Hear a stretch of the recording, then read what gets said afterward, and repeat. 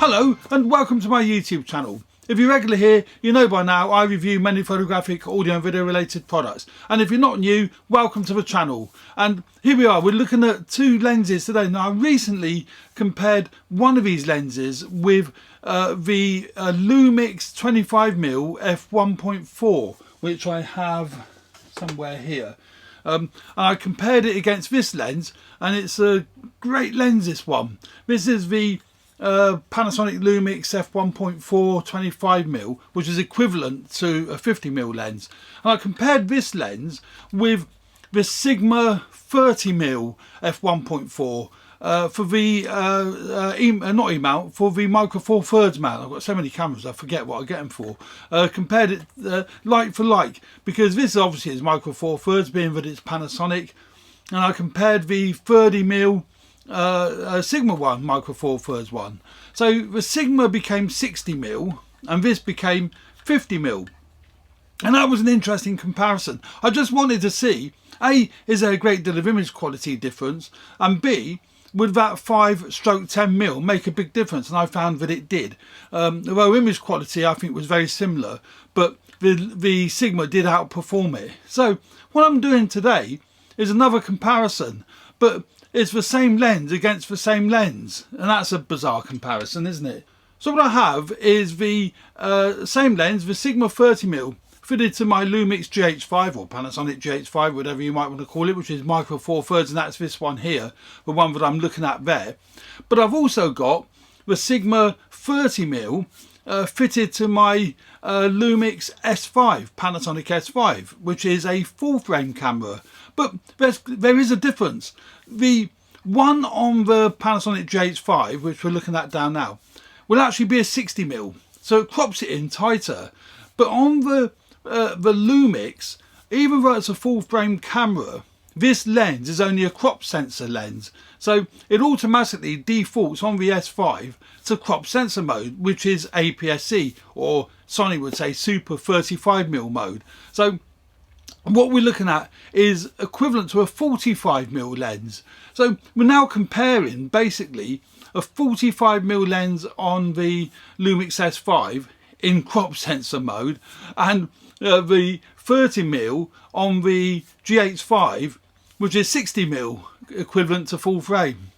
Do you know what? All this comparisons and all these, you know, bakes your noodle really as far as maths is concerned. And I really do have sympathy for newcomers to the market looking at what camera to buy or what lenses to buy, because it is never straightforward.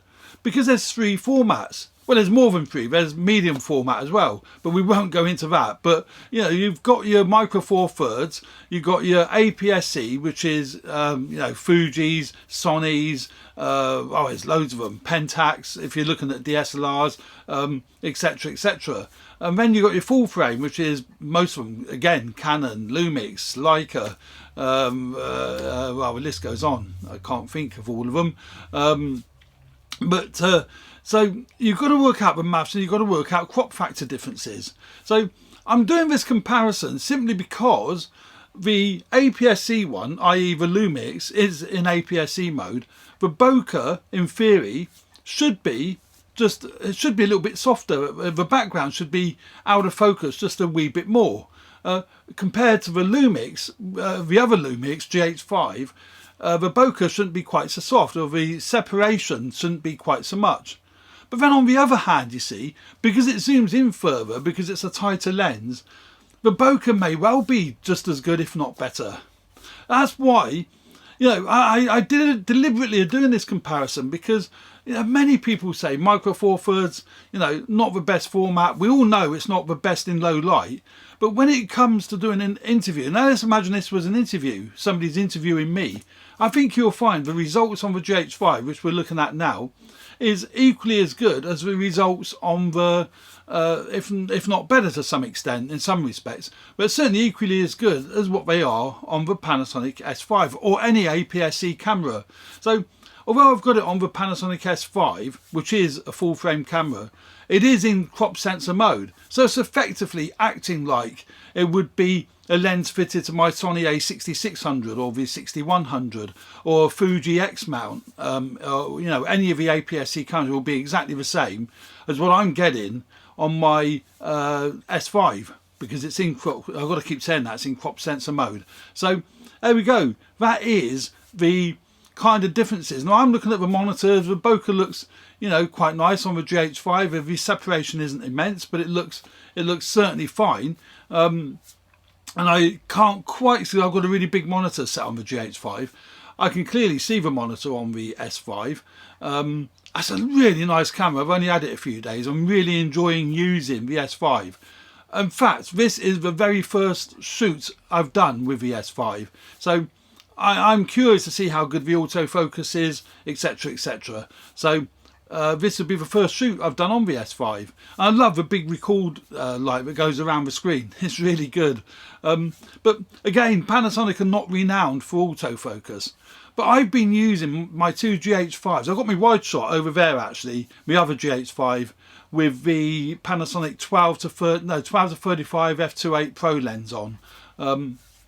But these two here have got the Sigma 30mm lens on. So, you know, they're both also set to F1.4. So they should be giving, you know, exactly the same amount of bokeh based on the format that they are. So, you know, but I can definitely see the GH5 is a tighter shot than what the, not a great deal tighter, not a great deal tighter, but you know, it is just that bit tighter. So there we go. That's the Sigma 30mm. I haven't done any photographs with these two lenses. The weather's been absolutely appalling outside, and obviously we can't go very far. So this is today is specifically a video test. So at the moment, I haven't got any samples on my Flickr page of these two lenses. They will go up as soon as I can get some photographs taken with them. But I'm primarily looking at it as a video lens. Certainly on the S5, I'll be using it as a video lens only. I won't be using it for photographs because it goes into APS-C mode. Instead of the full 24 megapixel sensor, it crops that down to about 10 megapixels. So a bit pointless with photographs. I think it's a bit pointless, but great for video. So it should be great for video. And the autofocus, I think, is going to be fine. I was saying actually, I've used the GH5 now for 6 or 7 videos, and I've had no problem with the autofocus whatsoever. No problem at all. So whether it was the update that has cured, I wouldn't say cured it, but it certainly made it workable and usable, I don't know. I'm very curious to see how good the autofocus is on the S5, certainly for what I do. I'm hoping it's going to be spot on, because otherwise, if it isn't, I've just spent a lot of money on a camera that I won't be able to use. So there we go. Although the app, I'm sure, is fine and I'll be able to use it in manual focus. But there we go.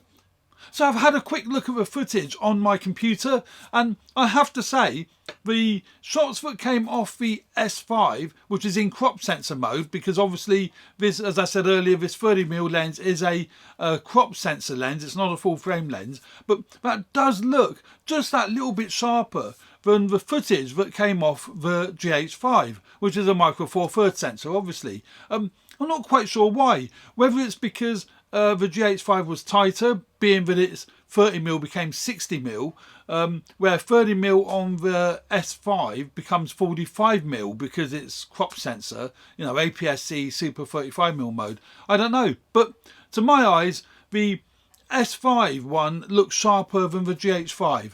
Is that because of a sensor? Is it because, you know, the lens is exactly the same? So it might be because of a sensor size. It might be just, you know, I don't know what it is. It might be my setup. Who knows? But I would be interested to know what your thoughts are. Whether you think the same as me, or whether you don't see any difference. I would be interested in your thoughts in the comments below. That would be great. And, you know, thanks very much for watching. So I hope you did find this useful. I do like doing comparisons. I enjoy doing these videos, and it certainly helps me make buying decisions, although I have already bought these lenses. So, you know, there you go. But thanks very much for watching. Hope you enjoy the channel. Please subscribe if you haven't already done so. It does help me grow the channel. Really appreciate everyone who does subscribe, and it's fantastic. So thanks very much for watching, and stay tuned for more videos relating to video and photography and audio. Cheers for now. Bye.